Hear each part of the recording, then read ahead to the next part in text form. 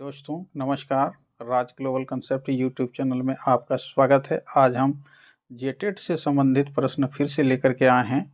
वैसे अभ्यर्थी जो जेटेट की परीक्षा की तैयारी कर रहे हैं वो इस वीडियो में शुरू से अंत तक बने रहिएगा, कहीं जाइएगा नहीं। तो चलिए हम लोग शुरू करते हैं इन प्रश्नों को। पहला प्रश्न है, राजाओं द्वारा राजनीतिक शक्ति बढ़ाने के लिए किया जाने वाला यज्ञ था राजसूय यज्ञ, वाजपेयी यज्ञ, अश्वमेध यज्ञ, अग्नि अष्टोम यज्ञ। राजनीतिक शक्ति बढ़ाने के लिए का, तो इसके लिए ये इसका सही उत्तर अश्वमेध यज्ञ होगा।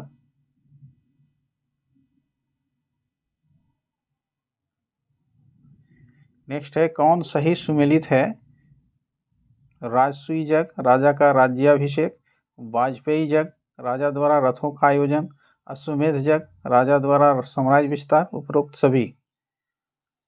ये राजसूय यज्ञ राजा का अभिषेक होता था, वाजपेयी यज्ञ राजा द्वारा रथों का आयोजन इसमें किया जाता था, अश्वमेध यज्ञ राजा द्वारा साम्राज्य विस्तार के लिए इसका आयोजन किया जाता था।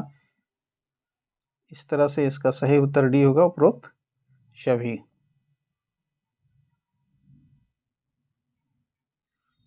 नेक्स्ट है, जनपद का शाब्दिक अर्थ है जन के बसने की जगह, जन के चलने की जगह, जन के घूमने की जगह, उपरोक्त सभी। जनपद, ये इसका सही उत्तर ए होगा, जन के बसने की जगह।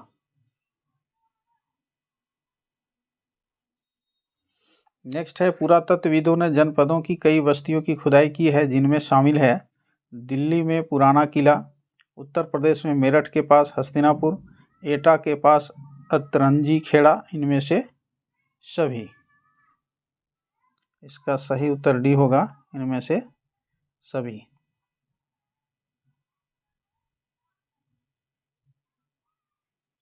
नेक्स्ट है, पुरोहितों द्वारा लोगों को कितने वर्गों में बांटा गया था? 2, 3, 4, 5। इसका सही उत्तर सी होगा, 4। ब्राह्मण, क्षत्रिय, वैश्य और शूद्र। नेक्स्ट है, ऋग वैदिक समाज में किसे वेदों के अध्ययन का अधिकार नहीं था? ब्राह्मण, क्षत्रिय, वैश्य, महिलाओं व शूद्र। देखिए यहाँ कह रहा है वेदों के अध्ययन का अधिकार, ये ब्राह्मण को था, क्षत्रिय को था, वैश्य को था, ये महिलाओं और शूद्र को नहीं था। इसलिए इसका सही उत्तर डी होगा, महिलाओं व शूद्र। नेक्स्ट है, कौन सही सुमेलित है? ब्राह्मण वेदों का अध्ययन, अध्यापन और यज्ञ करवाना, क्षत्रिय शासन करना, युद्ध करना और लोगों की रक्षा करना, वैश्य कृषक, पशुपालक और व्यापारी, उपरोक्त सभी। ये सभी सुमेलित है, इसलिए इसका सही उत्तर डी होगा।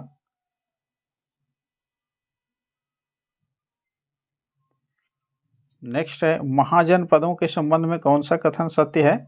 महाजन पदों की एक राजधानी होती थी, कई राजधानियों में किलेबंदी की गई थी, कुछ राजा अपनी राजधानी के चारों ओर विशाल, ऊंची और प्रभावशाली दीवार खड़ी कर अपनी समृद्धि और शक्ति का प्रदर्शन भी करते थे।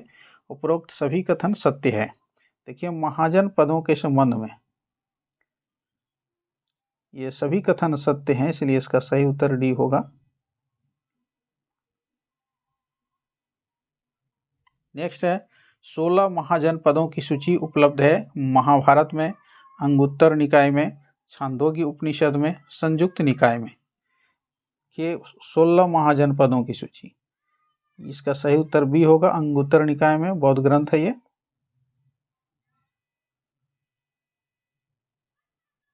नेक्स्ट है, महाजन पद काल में बने मिट्टी के बर्तन किस रूप में होते थे? चित्रित धूसर पात्र, काले और धूसर, काले और लाल, इनमें से कोई नहीं। महाजन पद काल में का इसका सही उत्तर ये होगा, चित्रित धूसर पात्र।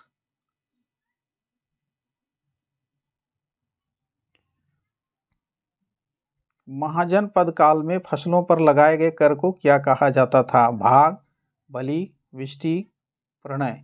देखिए ये फसलों पर लगाए गए कर को भाग कहा जाता था। सही उत्तर ये होगा।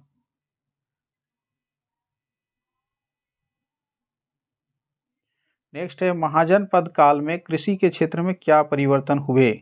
हल के फाल लकड़ी की जगह लोहे के बनने लगे, लोगों ने धान के पौधों का रोपण शुरू किया, उपरोक्त दोनों, इनमें से कोई नहीं। ये कृषि के क्षेत्र में ये दोनों परिवर्तन हुए थे, इसलिए इसका सही उत्तर सी होगा, उपरोक्त दोनों। महाजनपदों की संख्या कितनी थी? 15, 20, 16, 28। इसकी संख्या 16 थी, इसका सही उत्तर सी होगा।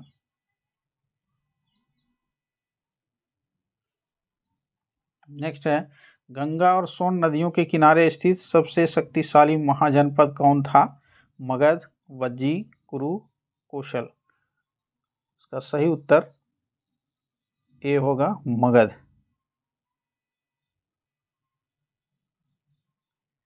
नेक्स्ट है, सभी जनपदों में मगध सबसे महत्वपूर्ण जनपद कैसे बन गया? गंगा और सोन नदियां मगध से होकर बहती थी। मगध का एक हिस्सा जंगलों से भरा था। मगध के जंगलों में लौह अयस्क की खदानें थी। उपरोक्त सभी। महत्वपूर्ण जनपद कैसे बन गया? ये सभी कारण मौजूद थे, इसलिए इसका सही उत्तर डी होगा।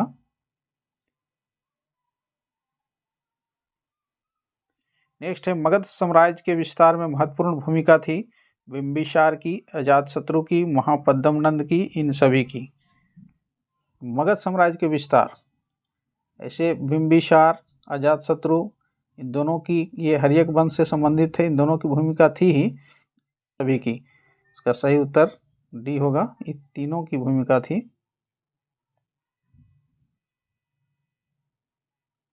मगध की प्रथम राजधानी कौन सी थी? पाटलिपुत्र, वैशाली, गिरिब्रज, राजगृह, चंपा।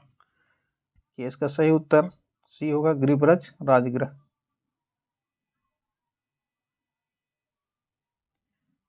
प्रथम मगध साम्राज्य का उत्कर्ष किस सदी में हुआ था? चौथी सदी ईसा पूर्व, छठी सदी ईसा पूर्व, दूसरी सदी ईसा पूर्व, पहली सदी ईसा पूर्व।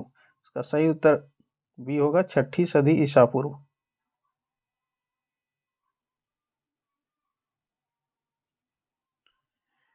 नेक्स्ट है, किस शासक ने गंगा एवं सोन नदियों के संगम पर पाटलिपुत्र नामक नगर की स्थापना की? अजातशत्रु, उदयन, अशोक, घनानंद।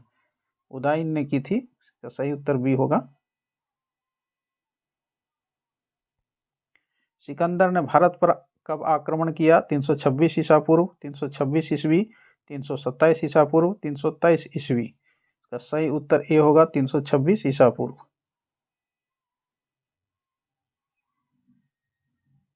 मगध का कौन सा राजा सिकंदर महान का समकालीन था? महापद्म नंद, घनानंद, सुकल्प, चंद्रगुप्त मौर्य। देखिए, सिकंदर का समकालीन घनानंद था, इसका सही उत्तर बी होगा। नेक्स्ट है, सिकंदर कहाँ का राजा था? Iran, Kabul, Macedonia, Tibet.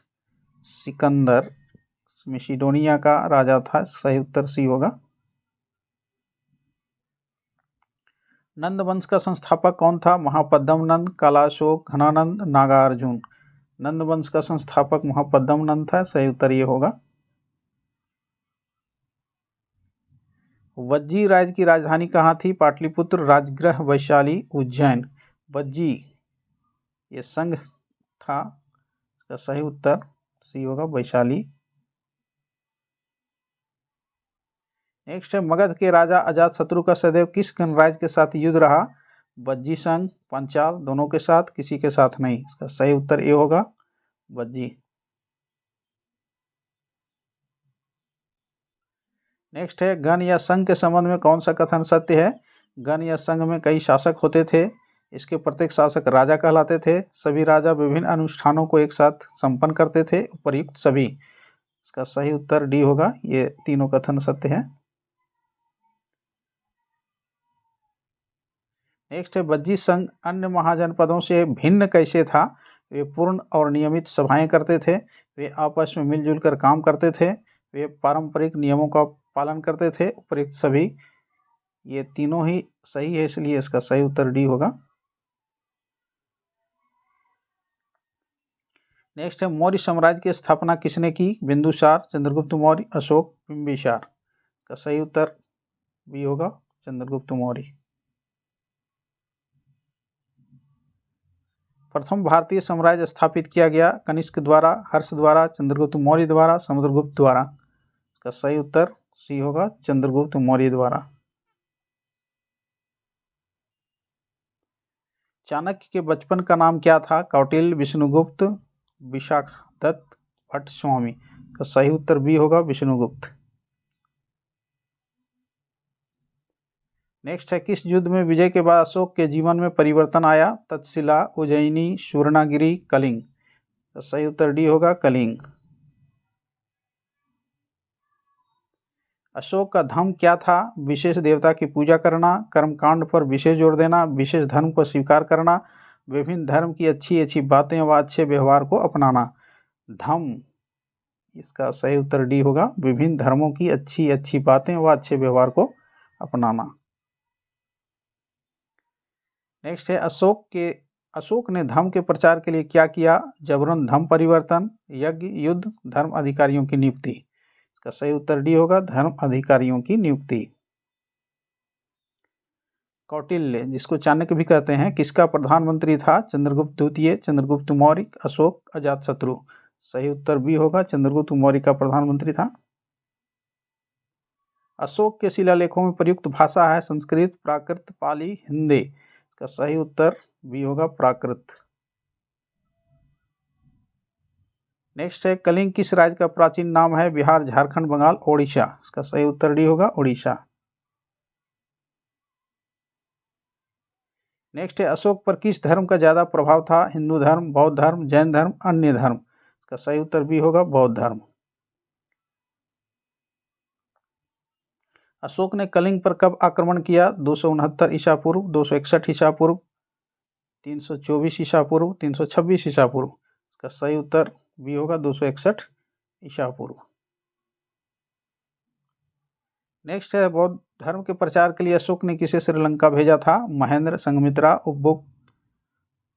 उपगुप्त। ए और बी दोनों के, महेंद्र और संघमित्रा दोनों को भेजा था, इसलिए सही उत्तर डी होगा, ए और बी दोनों।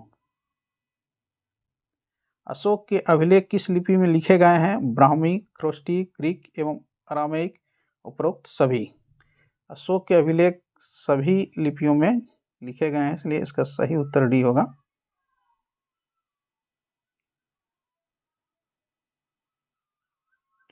नेक्स्ट है, मौर्य काल में उत्तर भारत और दक्षिण भारत को जोड़ने वाला मुख्य नगर कौन था? उज्जैन, पाटलिपुत्र, तक्षशिला, इनमें से कोई नहीं। इसका सही उत्तर ए होगा, उज्जैन। मौर्य काल में गुप्तचरों को क्या कहा जाता था? संस्था, गुणपुरुष, संचार, ये सभी। इसका सही उत्तर भी होगा, गुणपुरुष कहा जाता था। नेक्स्ट है, मौर्य काल में प्रचलित विष्टि क्या था? धार्मिक कर, भूमि कर, सिंचाई कर, निःशुल्क श्रम, बेगारी। ये विष्टि जो है ये बेगारी कहलाता था। इसका सही उत्तर डी होगा।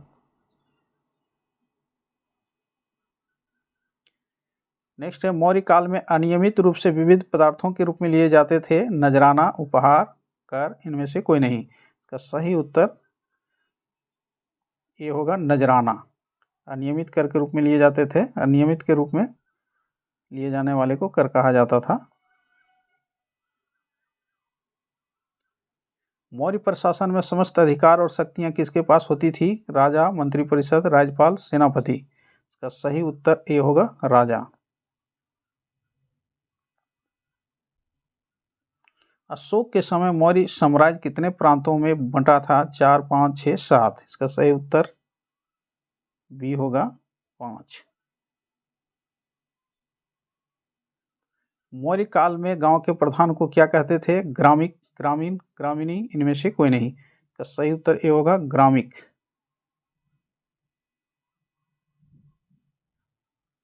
नेक्स्ट है, मौर्य काल में कौन सा क्षेत्र सोने और कीमती पत्थरों के लिए प्रसिद्ध था? उत्तर, पश्चिम, दक्षिण भारत, तक्षशिला, इनमें से कोई नहीं। इसका सही उत्तर बी होगा, दक्षिण भारत। नेक्स्ट है, मौर्य वंश से संबंधित नहीं है? चंद्रगुप्त मौर्य, बिंदुसार, अशोक, अजातशत्रु। इसका सही उत्तर डी होगा, अजातशत्रु, जो मौर्य वंश से संबंधित नहीं है। ये हर्यक वंश से संबंधित है। ये तीनों ही जो है सो संबंधित हैं। नेक्स्ट है, मौर्य वंश के बारे में जानकारी मिलती है अर्थशास्त्र, कौटिल्य से, इंडिका, मेगास्थनी से, अशोक के अभिलेखों से, उपर्युक्त सभी से। तो सही उत्तर डी होगा, उपर्युक्त सभी से। दोस्तों, ये सामाजिक विज्ञान से संबंधित कुछ महत्वपूर्ण प्रश्न थे जो मुख्यतः मौर्य प्रशासन, अशोक सम्राट और प्रथम भारतीय राज्य से संबंधित है। तो अगर आप जेटेट की परीक्षा की तैयारी करना चाहते हैं तो इस चैनल से ज़रूर जुड़ जाएं। तो मिलते हैं अगले वीडियो में, तब तक के लिए धन्यवाद।